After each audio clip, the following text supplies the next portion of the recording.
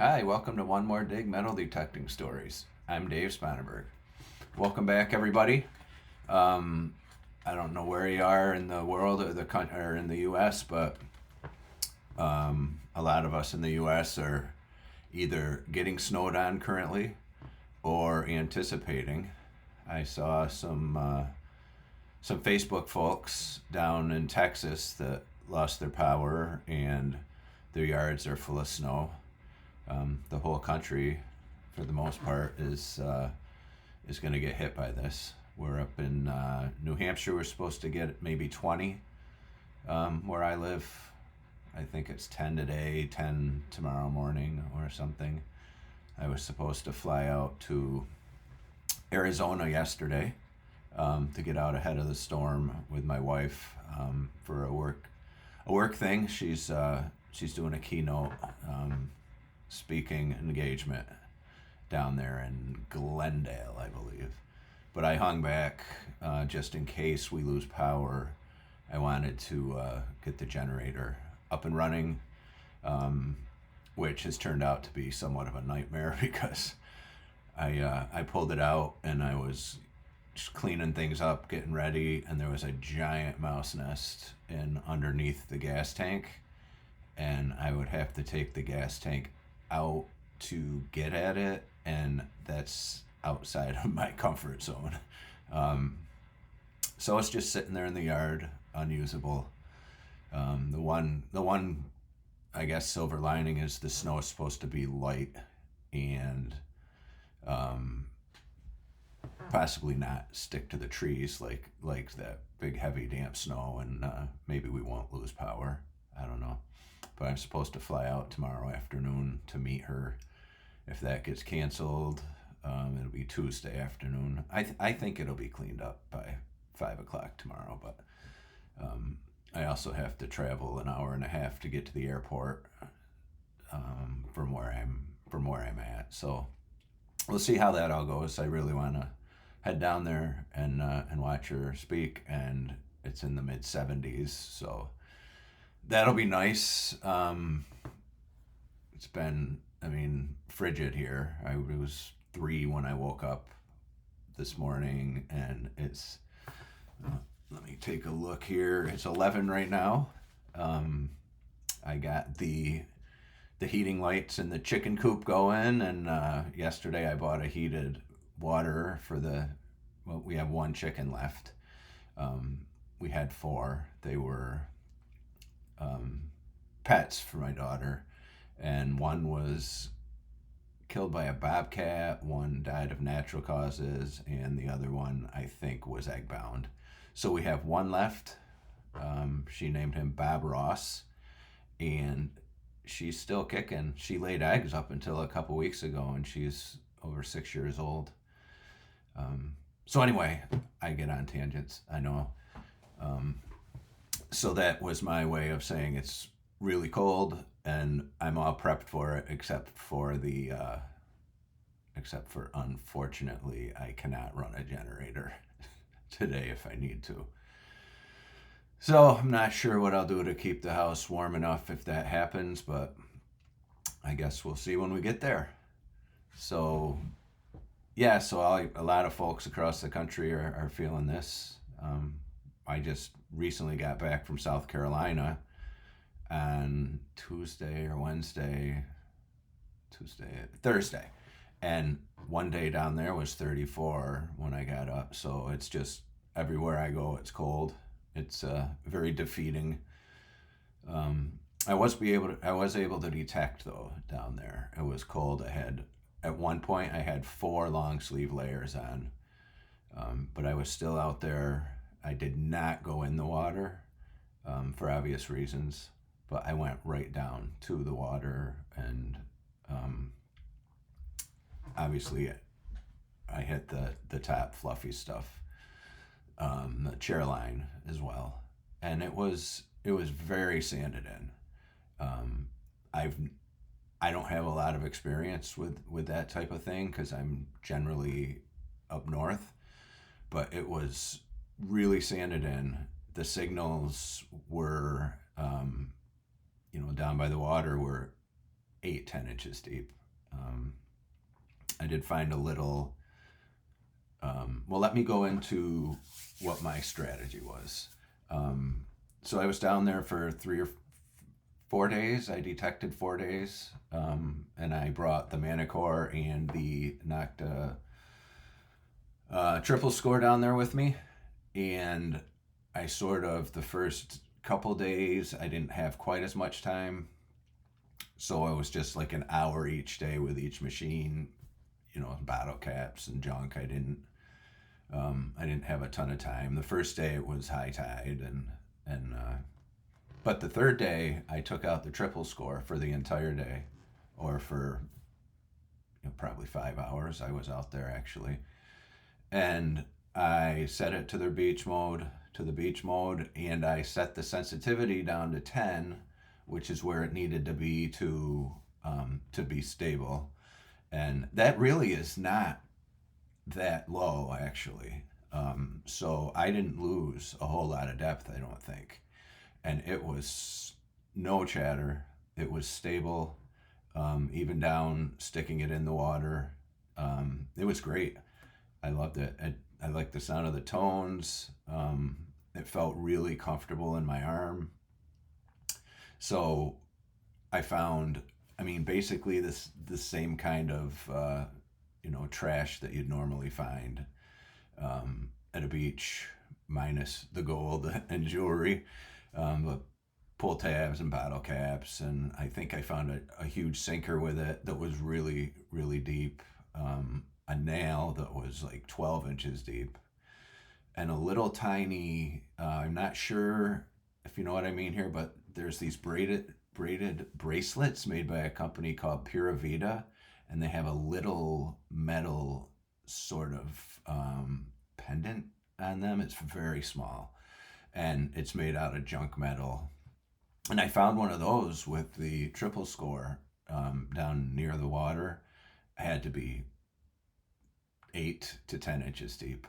Really, I mean, I was digging the sand out of there for a while, and unfortunately, it was one of those holes where the water came up through the bottom, and it was really sort of a pain in the neck. But I found that was very encouraging, I thought. And then I found a couple pennies with it, and some other things. I had a nice swing, probably walked a couple miles, got some exercise.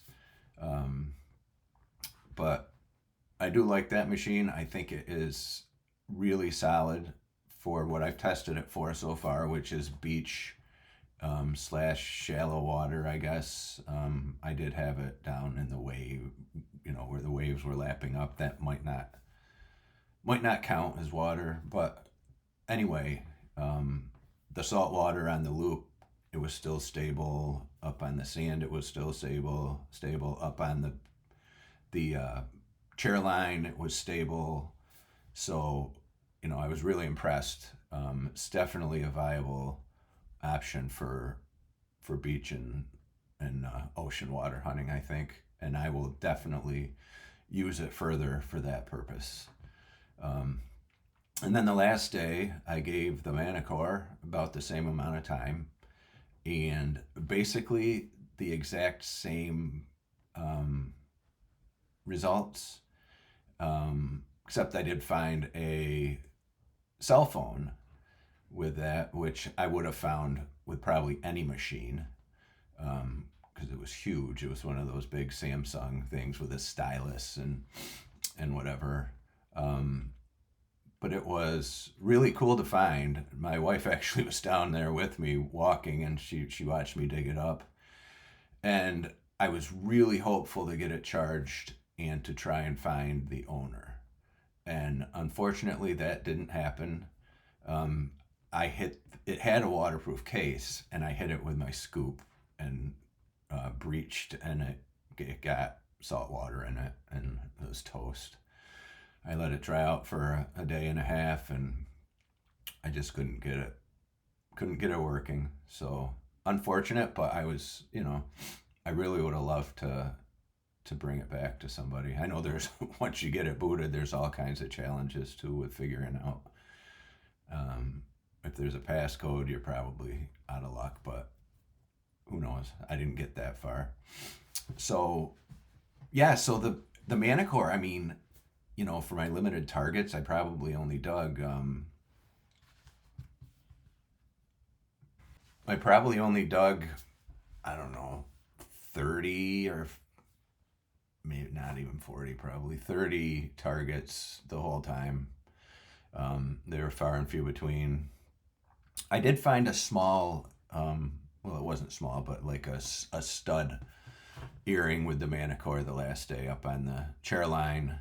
I've never seen one before, but it was like all rusted with like this ugly fake um, diamond in it. But that was shallow. So that would any metal detector would have found that. So I would say, I had the Manticore set up. I was at 18 sensitivity. Neither machine did I touch the ground balance.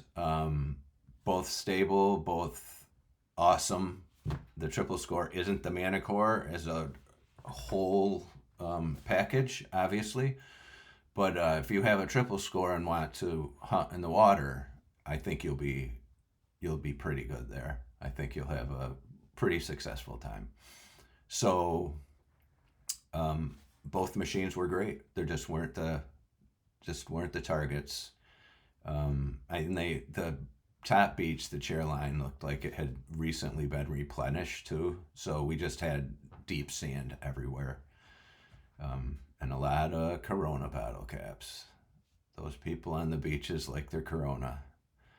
Um, so that's basically the story of my time down there, and my use of the machines and everything. I brought both of them down to um, to South Carolina on an airplane. I had to break down the scoop, um, and what did I do? I sent the scoop, the loops, um, and the shafts. I put that all in my check bag. Um, and then my carry-on had both of the um, receivers, both of the detectors, so to speak.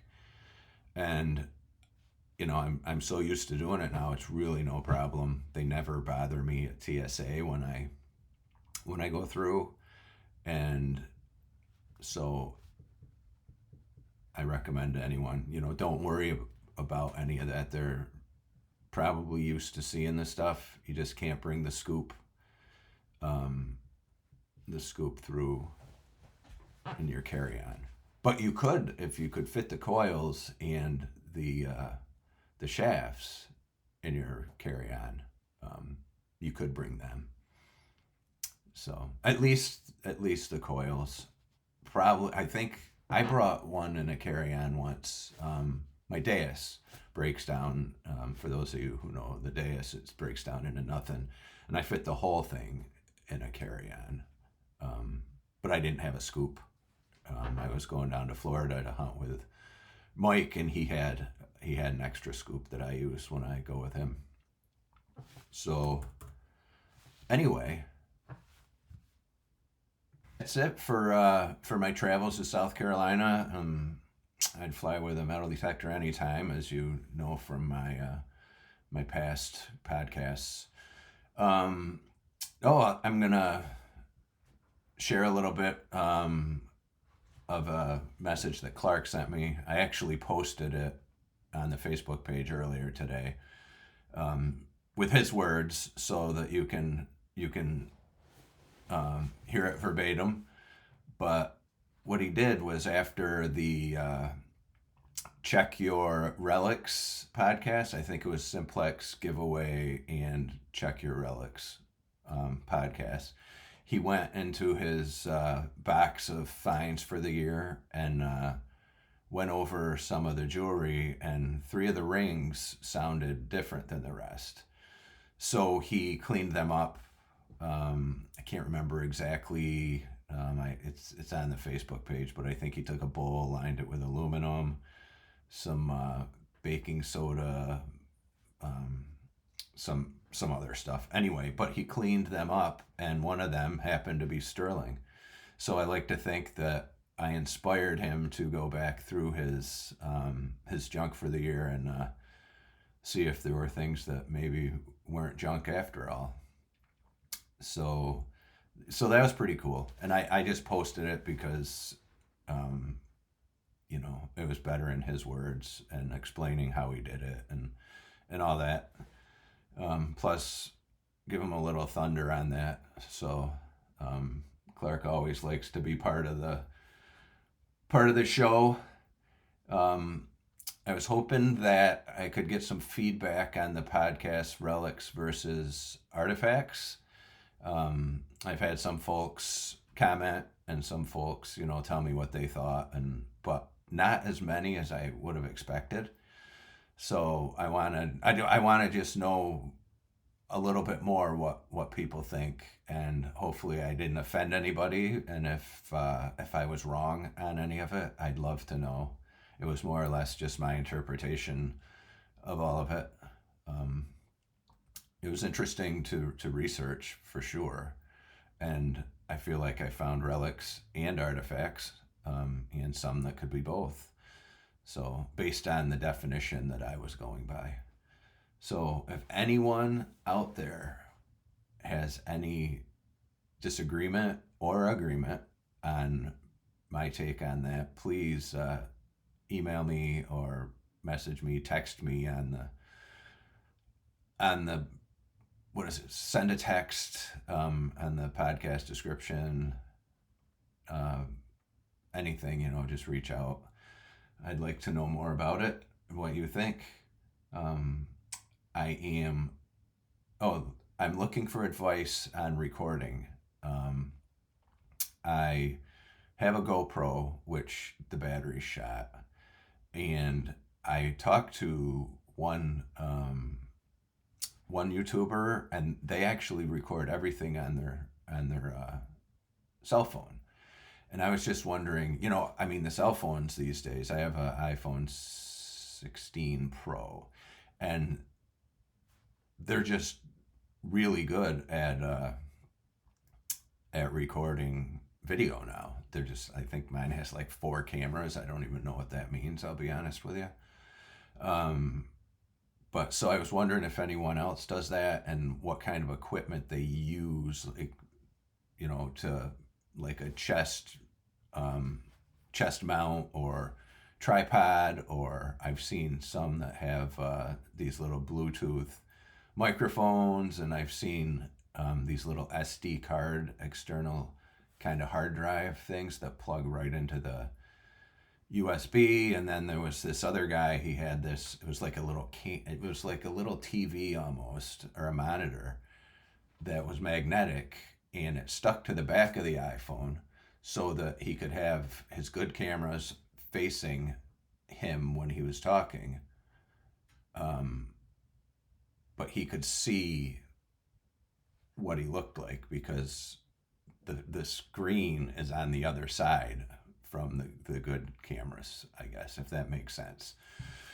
So I mean, I see all that equipment, and it all looks cool. But I just wondered if anyone else has any suggestions other than a GoPro. I mean, I may have to suck it up and go buy another one of them, but I have an iPhone with like fancy cameras, so why not use it if I can? So yeah, let me know. You know all the ways to get in touch with me. Um, and I think that's it for today. It's been a pretty busy, tiring week. I probably should have put out more videos on my digs, but I'll be honest with you, they turned into um, just, I don't know, difficulty, a lot of them. Um, some of them took like 10 minutes because I had to dig so much sand out, and then sand would wash back in with the water, and so I got a few, but nothing great. Nothing of anything that I think anyone would want to see, except for the cell phone, which I didn't record because I was standing there talking to Tracy. So, yeah, so it's busy week. I'm going to wrap it up now. I just want to say thank you to everyone for following, for watching the YouTube channel, for following me on Facebook. It's really fun for me to see all that, and every day check and see if there's one more follower or whatever.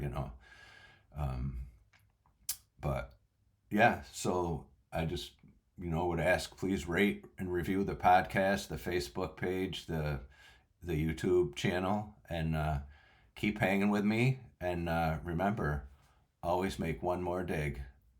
I'm Dave Spanenberg, and this has been One More Dig Metal Detecting Stories.